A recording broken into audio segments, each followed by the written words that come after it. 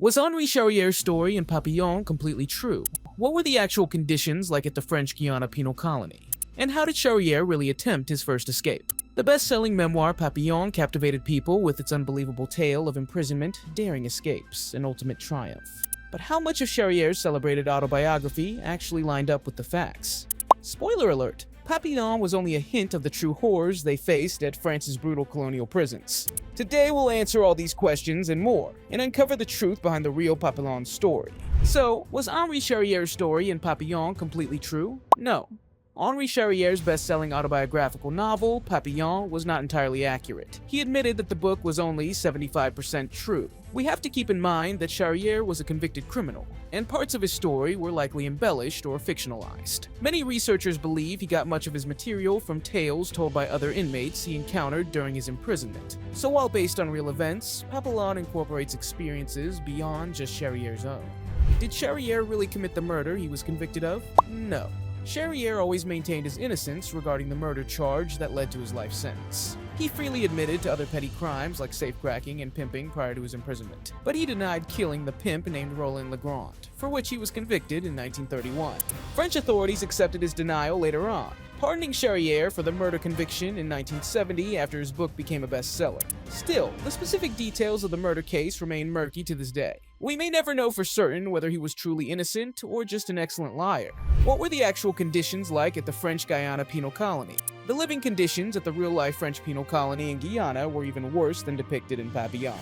If anything, the Hollywood films made this notorious prison seem too clean and livable in comparison to the harsh reality.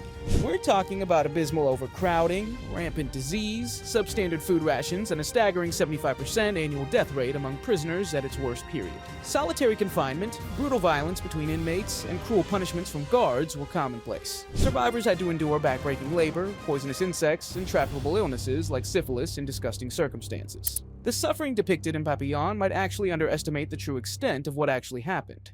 Were prisoners forced into exile after release? Yes. The nightmare didn't necessarily end for those few who managed to survive until their sentences expired. Many freed prisoners were essentially cast into forced exile, prohibited from ever returning to France. They became colonial untouchables in Guyana, stripped of property rights and forced into severe segregation from the populace. Only an extremely small number, like the Alfred Dreyfus case, managed to get officially pardoned and sent home. For the overwhelming majority, release merely represented a different form of extended imprisonment and dehumanization on the shores of Guyana, a cruel fate that made their unimaginable suffering even worse. How did Charrière initially attempt his first escape?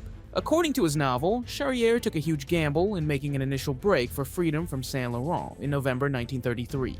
Escaping with fellow prisoners Clouzio and Maturette in a small open boat, launching directly into treacherous waters, was an unimaginably audacious attempt. The three men embarked into the vast shark-infested Atlantic with only prayers and sheer determination as their navigation. It was an act of pure desperation to flee the safer, but still hellish confines of the penal colony. What challenges did they face after initially escaping by sea? Charrière's narrative portrays a grueling open ocean journey that tested human endurance to its limits. In those first weeks of freedom, they were battered by storms, scorched by the sun, running out of provisions, and battling psychological despair. After an astounding 2,000 miles and over a month at sea, the trio finally shipwrecked off the coast of a Colombian village, miraculously cheating death for that long. However, their relief at reaching land was short-lived. What happened after the shipwreck in Colombia? Charrière and his companions were swiftly recaptured by local authorities and thrown back behind bars, dealing a devastating blow, both physically and psychologically. But according to his account, he miraculously slipped away from custody a second time during a storm, seizing the chaos to reignite his escape attempt. Whether this account is entirely accurate or not, it underscores Charrière's unwavering resilience, which became his greatest asset and defining characteristic throughout his years. How did Charrière describe his time living among indigenous Colombians? In his memoir, Charrière paints a beautiful picture of the time he claimed to have spent with an indigenous tribe on Colombia's Guajira Peninsula. It was a surreal break from his imprisonment and escapes. He describes living in harmony with nature, embracing simplicity and forming bonds with the tribe's people. It's portrayed as a conscious rejection of the moral degradation he endured, a spiritual renewal that restored his humanity. Whether entirely true or embellished, symbolically, it represents the centerpiece of his transformation. What eventually led to his recapture after this interlude? According to Papillon's memoir, his time in the indigenous community eventually gave way to his wanderlust and desire for adventure. Despite finding sanctuary there, his restless nature as an eternal escapee compelled him to leave. In a decision he later regretted, Charrière chose to depart from the tribe's haven, leading to his inevitable recapture by colonial authorities. This marked the end of his philosophical interlude, and a return to the grim realities he could never fully escape. The fragile peace was shattered, and the cycle of imprisonment resumed. Did the real Papillon live happily ever after? Yes. After finally securing his freedom from over a decade of unimaginable punishment and escaping to the mainland, Charrière was able to restart his life and find relative success and comfort. A far cry from the living hell he endured for so many years. He settled in Venezuela, opened restaurants, got married, became a citizen, and was even treated as a celebrity after publishing his memoir in 1969. Papillon became an international bestseller and pop culture phenomenon. So in the end, despite the torture and anguish inflicted upon him by the French penal system, Charrière persevered through it all. He not only reclaimed his freedom, but achieved fame and a peaceful, prosperous existence before his death in 1973 at age 66. An improbable yet inspirational redemption story. What about the other characters like Louis Degas?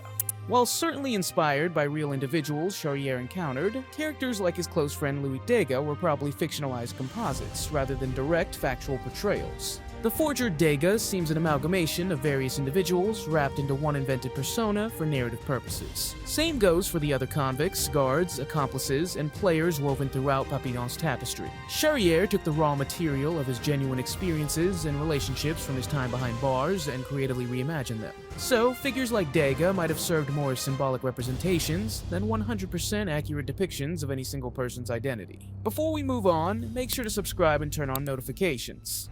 Why did the book and movies fictionalize Devil's Island's geography? You may not have noticed, but the rocky cliffs and topography of Devil's Island didn't perfectly align with the real thing in either the book or films. Most notably, the actual island has a relatively flat, sloping landscape into the ocean rather than a dramatic seaside cliff face. The rocky stretch seen in Papillon's coconut raft escape scene is made up for dramatic effect. The film also simplifies the geography of the Salvation Islands. These changes make the escape seem even riskier and increase tension, but they don't accurately reflect the harsh reality of Devil's Island.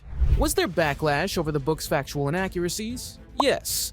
Once Papillon became a major international success and pop culture milestone, critics began poking holes in Charrière's credibility of the specific events he described. Questions arose due to clear factual errors, made-up details, and exaggerated storytelling throughout Papillon. French authorities denied key claims like his alleged captivity on Devil's Island. Some accused him of plagiarizing stories from other prisoners and passing them off as his own. Critics claimed only about 10% of the book was true. Charrière humorously responded, "I didn't have a typewriter with me," acknowledging that he took creative liberties in telling his story. So, how should we view Papillon's authenticity overall? The most balanced perspective is to view Papillon as a powerful reflection of philosophical truth and human resilience, rather than nitpicking every detail for facts. At its heart, Charrière's memoir offers an authentic portrayal of the dehumanizing brutality and psychological strength needed to survive the French colonial prison system. The broader themes of suffering, injustice, hope, and the unbreakable human spirit feel undeniably genuine. However, the finer details were likely embellished with creative liberties. And as mentioned before, Charrière himself admitted to about 75% accuracy. What do you think of the movie now that you know all the real facts behind it? Let us know in the comments below. And don't forget to join us next time for an exclusive episode where we debunk your next favorite movie. You seem like the kind of man who can make up his own mind.